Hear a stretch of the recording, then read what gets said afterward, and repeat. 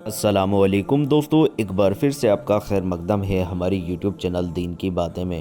دوستو، سیرت النبی سیریز کا آج 21واں پارٹ لے کر حاضر ہوا ہوں۔ اس سے پہلے ہم نے بات کری تھی کہ اللہ کے نبی پر جب ظلم اور زیادتی زیادہ ہونے لگی، صحاباؤں پر جب ظلم اور زیادتی زیادہ ہونے لگی تو اللہ کے نبی نے انہیں حبشہ کی ہجرت کرا دی تھی، جس میں کچھ صحابہ چلے گئے تھے اور کفار نے وہاں پر بھی بہت زیادہ سازش کی تھی۔ اس کے بعد ایک قصہ حضرت حمزہ رضی اللہ تعالیٰ عنہ کا ہوا، جو اسلام قبول کر چکے تھے، اور ان کے بعد حضرت عمر رضی اللہ تعالیٰ عنہ نے بھی اسلام قبول کر لیا تھا۔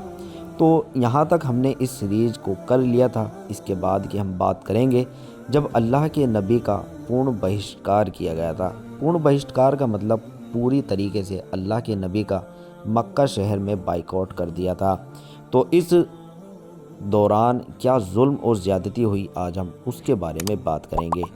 کیول 4 سپتاہ یا اس سے بھی کم سمے میں مشرکوں کو 4 بڑے دھکے لگ چکے تھے، یعنی حضرت حمزہ رضی اللہ تعالیٰ عنہ نے اسلام قبول کر لیا تھا، پھر حضرت عمر رضی اللہ تعالیٰ عنہ مسلمان ہو گئے تھے، پھر حضرت محمد صلی اللہ علیہ وسلم نے ان کی سودے وادی رد کر دی تھی، پھر قبیلہ بنی ہاشم و بنی عبد المطلب کے سارے ہی کافر اور مسلمان لوگوں نے ایک ہو کر نبی صلی اللہ علیہ وسلم کی حفاظت کا وچن دے دیا۔ اس سے مشرک چکرا گئے، اور ان کو چکرانا ہی چاہیے تھا، کیونکہ ان کی اب سمجھ میں آ چکا تھا کہ اگر انہوں نے نبی صلی اللہ علیہ وسلم کے قتل کا قدم اٹھایا تو آپ کی حفاظت میں مکہ کی گھاٹی مشرکوں کے خون سے لال ہو جائے گی، بلکہ سمبھو یہ تھا کہ ان کا بالکل صفایا ہی ہو جائے گا۔ اس لیے انہوں نے قتل کی یوجنا چھوڑ کر ظلم کی ایک اور راہ اپنائی، اور ان کی اب تک کی تمام ظلم بھری کارروائیوں میں سے سب سے سنگین یہ تھی کہ اللہ کے نبی کا پورن بہشتکار کیا گیا، پورن بائیکاٹ کیا گیا۔ ظلم و ستم کا جو وچن لیا تھا، اس پرستاؤ کے بعد مشرکوں نے محصب کی گھاٹی میں خیف بنی کنانہ کے اندر جمع ہوئے۔ آپس میں بنو ہاشم اور بنو مطلب کے خلاف یہ نشچے کیا گیا کہ نہ ان سے شادی بیاہ کریں گے، نہ کوئی خرید فروخت کریں گے، اور نہ ان کے ساتھ اٹھیں گے بیٹھیں گے، اور نہ ہی ان سے کوئی میل جول رکھیں گے، اور نہ ہی ان کے گھر جائیں گے، اور نہ ہی ان سے بات چیت کریں گے، جب تک کہ وہ اللہ کے رسول صلی اللہ علیہ وسلم کو قتل کرنے کے لیے ان کے حوالے نہ کر دیں۔ مشرکوں نے اس بہشتکار پر ایک کاغذ تیار کیا، جس میں اس بات کا وچن دیا گیا تھا کہ وہ بنی ہاشم کی اور سے کبھی بھی کسی سمجھوتے کے پرستاؤ کو سویکار نہیں کریں گے، اور نہ ہی ان کے ساتھ کسی طرح کی نرمی دکھائیں گے، جب تک کہ وہ اللہ کے رسول صلی اللہ علیہ وسلم کو قتل کرنے کے لیے مشرکوں کے حوالے نہ کر دیں۔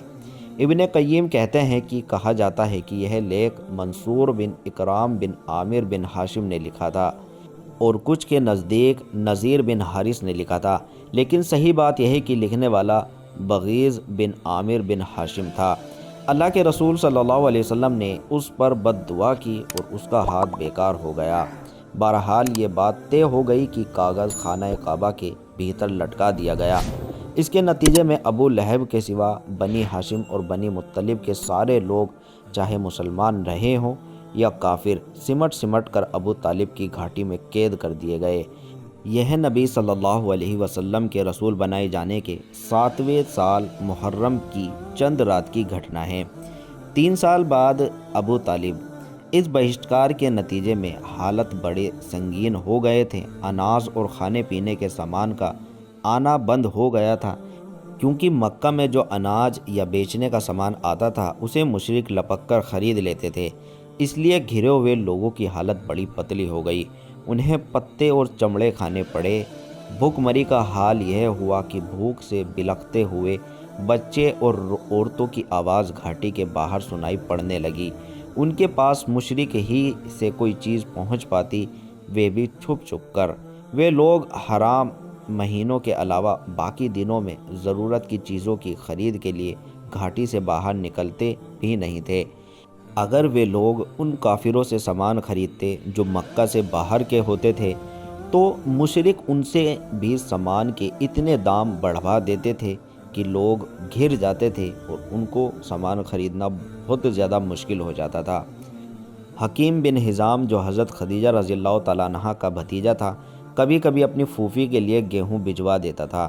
ایک بار ابو جہل سے واسطہ پڑ گیا، وہ اناج روکنے پر اڑ گیا، لیکن ابو البختری نے ہستکشیپ کیا اور اسے اپنی پھوپھی کے پاس گیہوں بھجوانے دیا۔ ادھر ابو طالب کو اللہ کے رسول صلی اللہ علیہ وسلم کے بارے میں برابر خطرہ لگا رہتا تھا، کہ اس لیے جب لوگ اپنے اپنے بستروں پر جاتے تو وہ اللہ کے رسول صلی اللہ علیہ وسلم سے کہتے کہ تم اپنے بستر پر سو رہے ہو۔ مقصد یہ ہوتا کہ اگر کوئی آدمی آپ کو قتل کرنے کی نیت رکھتا ہو تو دیکھ لیں کہ آپ کہاں سو رہے ہیں۔ پھر جب لوگ سو جاتے تو ابو طالب آپ کی جگہ بدل دیتے، یعنی اپنے بیٹوں، بھائیوں یا بھتیجوں میں سے کسی کو اللہ کے رسول صلی اللہ علیہ وسلم کے بستر پر سلا دیتے اور اللہ کے رسول صلی اللہ علیہ وسلم سے کہتے کہ تم اس کے بستر پر چلے جاؤ۔ اس گھیراؤ کے بعد بھی اللہ کے رسول صلی اللہ علیہ وسلم اور دوسرے مسلمان حج کے دنوں میں باہر نکلے تھے اور حج کے لیے آنے والوں سے مل کر انہیں اسلام کی دعوت دیتے تھے۔ اس موقع پر ابو لہب کی جو حرکت ہوا کرتی تھی اس کا الیخ پہلے جا چکا ہے۔ ان حالات پر پورے 3 سال بیت جانے کے بعد اس کے بعد محرم کی 10 نبوی میں لیخ پھاڑ دیا گیا اور اس ظلم بھری باتوں کو ختم کر دیا گیا۔ یہی وجہ تھی کہ شروع ہی سے قریش کے کچھ لوگ اگر اس سے راضی بھی تھے تو کچھ ناراض بھی تھے۔ انہی ناراض لوگوں نے اس لیخ کو پھاڑنے کی کوشش کی۔ ان کا مول پر ایک قبیلہ بنو عامر بن لوئی کا ہشام بن عمرو نامی ایک آدمی تھا۔ یہ رات کے اندھیرے میں چپکے چپکے ابو طالب گھاٹی کے اندر اناج بھیج کر بنو ہاشم کی مدد بھی کیا کرتا تھا۔ یہ زہر بن ابی امیہ مخزومی کے پاس پہنچا۔ زہر کی ماں عاتکہ عبد المطلب کی بیٹی یعنی ابو طالب کی بہن تھی اور اس سے کہا، زہیر کیا تمہیں یہ پسند ہے کہ تم جو مزے سے کھاؤ پیو اور تمہارے ماموں کا یہ حال ہے کہ جسے تم جانتے ہو؟ زہر نے کہا، افسوس میں اکیلا کیا کر سکتا ہوں، ہاں اگر میرے ساتھ کوئی اور آدمی ہوتا تو میں اس صحیفے کو پھاڑنے کے لیے یقینی طور پر اٹھ کھڑا ہوتا۔ اس نے کہا، اچھا تو ایک آدمی اور موجود ہے؟ پوچھا، کون ہے؟ کہا، میں ہوں۔ زہیر نے کہا، اچھا تو اب تیسرا آدمی کھوجو۔ اس پر ہشام مطعم بن عدی کے پاس گیا اور بنو ہاشم اور بنو عبد المطلب سے جو کہ عبد مناف کی اولاد تھے مطعم کے قریبی ونشج کے تعلق کا الیخ کر کے ان کی نندا کی اور ان سے اس جرم پر قریش کا ساتھ کیوں دیا اس کے بارے میں پوچھنے لگے۔ یاد رہے کہ مطعم بھی عبد مناف ہی کی نسل میں تھا۔ مطعم نے کہا، افسوس میں اکیلا کیا کر سکتا ہوں۔ ہشام نے کہا، ایک آدمی اور موجود ہے۔ مطعم نے پوچھا، کون ہے؟ ہشام نے کہا، میں۔ ہشام نے کہا، اچھا ایک تیسرا آدمی کھوجو۔ ہشام نے کہا، یہ بھی کر چکا ہوں۔ پوچھا، وہ کون ہے؟ کہا، زہیر بن ابی امیہ۔ مطعم نے کہا، اچھا تو اب چوتھا آدمی کھوجو۔ اس پر ہشام بن عمرو ابو البختری بن ہشام کے پاس گیا اور اس سے بھی اسی طرح کی باتیں کی جیسی مطعم سے کی تھی۔ اس نے کہا، بھلا کوئی اس کی تائید بھی کرنے والا ہے؟ ہشام نے کہا، ہاں پوچھ کون؟ کہا، زہیر بن ابی امیہ، مطعم بنی عدی اور میں۔ اس نے کہا، اب پانچواں آدمی ڈھونڈو۔ اس کے بعد ہشام جمعہ بن اسود بن مطلب بن اسد کے پاس گیا اور اس سے باتیں کرتے ہوئے بنو ہاشم سے ناطے داری اور اس کے حق یاد دلائے۔ اس نے کہا، بھلا اس قوم کے لیے مجھے بلا رہے ہو؟ اس سے کوئی اور بھی سہمت ہے؟ ہشام نے کہا، ہاں۔ جواب دیا، ان کے نام بتائے۔ اس کے بعد ان لوگوں نے زہون کے پاس کھڑے ہو کر آپس میں یہ وعدہ لیا کہ گرنتھ کو ٹکڑے ٹکڑے کر دیے جائیں گے۔ زہیر نے کہا، میں شروعات کروں گا، یعنی سب سے پہلے زبان میں کھولوں گا۔ صبح ہوئی تو سب لوگ عادت کے مطابق محفل میں جمع ہوئے اور زہیر بھی ایک جوڑا پہنے ہوئے وہاں پہنچا۔ پہلے خانہ کعبہ کے 7 چکر لگائے، پھر لوگوں سے مخاطب ہو کر بولا، مکے والو، کیا ہم کھانا کھائیں، کپڑے پہنیں اور بنو ہاشم برباد ہو؟ نہ ان کے ہاتھ کچھ بیچا جائے اور نہ ان سے کچھ خریدا جائے۔ اللہ کی قسم میں بیعت نہیں کر سکتا یہاں تک کہ اس ظلم بھرے اور رشتے توڑنے والے لیخ کو پھاڑ نہ دیا جائے۔ ابو جہل جو مسجد حرم کے کونے میں موجود تھا بولا، تم غلط کہتے ہو، خدا کی قسم اسے پھاڑا نہیں جا سکتا۔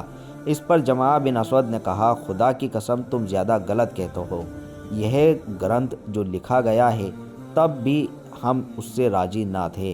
اس پر ابو البختری نے گرہ لگائی، جمعہ ٹھیک کہہ رہا ہے، اس میں جو کچھ لکھا گیا ہے اس سے نہ ہم راضی ہیں نہ اسے ماننے کو تیار ہیں۔ اس کے بعد مطعم بنی عدی نے کہا، تم دونوں ٹھیک کہتے ہو اور جو اس کے خلاف کہتا ہے غلط کہتا ہے۔ ہم اس گرنتھ میں اور اس میں جو کچھ لکھا ہوا ہے اس سے اللہ کے حضور الگ ہونے کا اعلان کرتے ہیں۔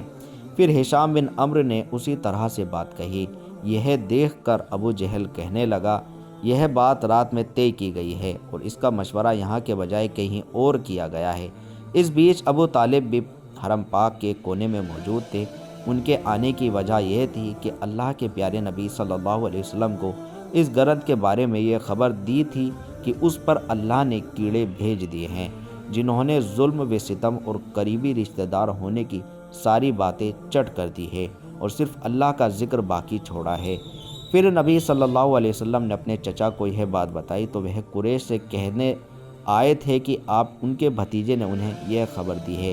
اگر یہ جھوٹ ثابت ہوئی تو تمہارے اور اس کے بیچ سے ہٹ جائیں گے اور تم جو چاہے کرنا، لیکن اگر یہ سچ ثابت ہوا تو تمہیں ہمارے بائیکاٹ اور ظلم سے رک جانا پڑے گا۔ جب قریش کو یہ بات بتائی گئی تو انہوں نے کہا، آپ انصاف کی بات کہہ رہے ہیں۔ ادھر ابو جہل اور باقی لوگوں کی نوک جھوک ختم ہوئی تو مطعم بن عدی صحیفہ پھاڑ دینے کے لیے اٹھا۔ کیا دیکھا کہ واقعی کیڑوں نے اس کا صفایا کر دیا، صرف بسمک اللہم باقی رہ گیا اور جہاں جہاں اللہ کا نام تھا وہ بچا، کیڑوں نے اسے نہیں کھایا۔ اس کے بعد صحیفہ پھاڑ دیا گیا۔ اللہ کے رسول صلی اللہ علیہ وسلم اور باقی تمام لوگ گھاٹی ابو طالب سے نکل آئی اور مشرکوں نے آپ کی نبوت کی ایک زوردار نشانی دیکھی، لیکن ان کا رویہ وہیں رہا جس کا وہ ذکر اس آیت میں ہے، جس کا ترجمہ ہے، اگر وہ کوئی نشانی دیکھتے ہیں تو رخ پھیر لیتے ہیں اور کہتے ہیں یہ تو چلتا پھرتا جادو ہے۔ چنانچہ مشرکوں نے اس نشانی سے بھی رخ پھیر لیا اور اپنے کفر کی راہ میں کچھ اور قدم آگے بڑھ گئے۔ تو دوستو آپ دیکھ سکتے ہیں کہ اللہ کے نبی کا کتنا ٹائم بہشتکار ہوا، لگ بھگ 3 سال اللہ کے نبی کا بائیکاٹ کیا گیا اور کتنی حالت اور مشقت اللہ کے نبی نے جھیلی۔ تو اس پارٹ کا ہم یہیں پر اینڈ کرتے ہیں، اگلے پارٹ میں ملتے ہیں۔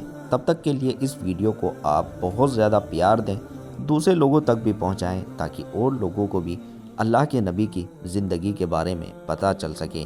السلام علیکم ورحمۃ اللہ وبرکاتہ۔